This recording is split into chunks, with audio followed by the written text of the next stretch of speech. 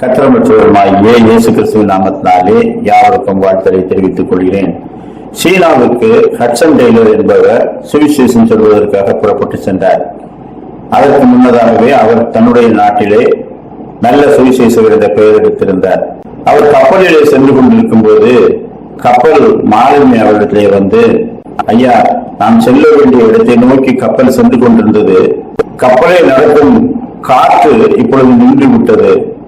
சுத்தமாக காற்று இல்லை. எனவே கப்பல் அப்படியே நின்று விட்டது. இப்பொழுது அது நீரோட்டத்திலே இழுத்து செல்லப்படுகிறது. அந்த நீரோட்டத்திலே கப்பல் நரமாம்சம் சாப்பிடும் மனிதர்கள் வாழும் தீவுகளை நோக்கி சென்று கொண்டிருக்கிறது.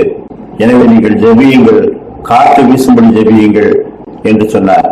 அப்பொழுது ஹட்சன் டெய்லர் அவரை பார்த்து, காற்று வீசும் போது எப்படி பாய்களை நாம் விரிப்போமோ அப்படியே இப்பொழுதும் பாய்களை விரித்து விடுங்கள்.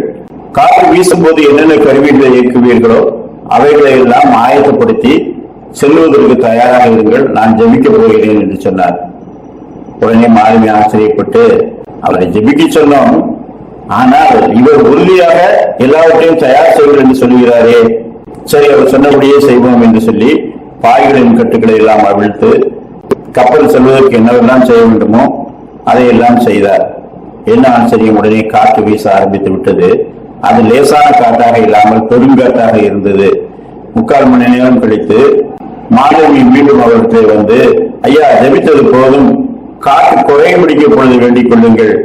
வெகு விரைவாக காற்று வீசினதுனாலே நாம் கிட்டத்தட்ட நாம் செல்ல வேண்டிய இடத்தை வந்து அடைந்து விட்டோம். இனி மிகவும் மெதுவான காற்று இருந்தால் போதும் என்று சொன்னார்.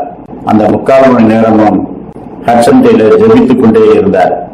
எனவே அவர் அந்த ஜெபத்தை நிறுத்திவிட்டு ஆண்டவருக்கு நன்றி செலுத்த ஆரம்பித்தார்.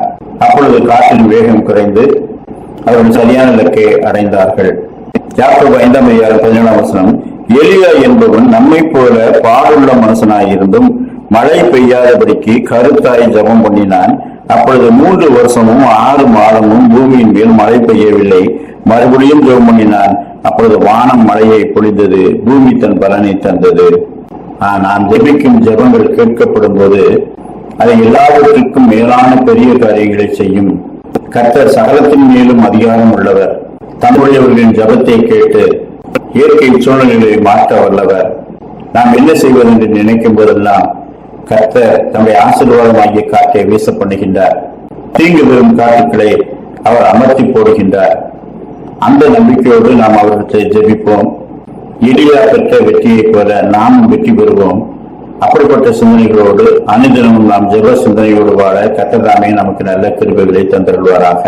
ஆமேன்.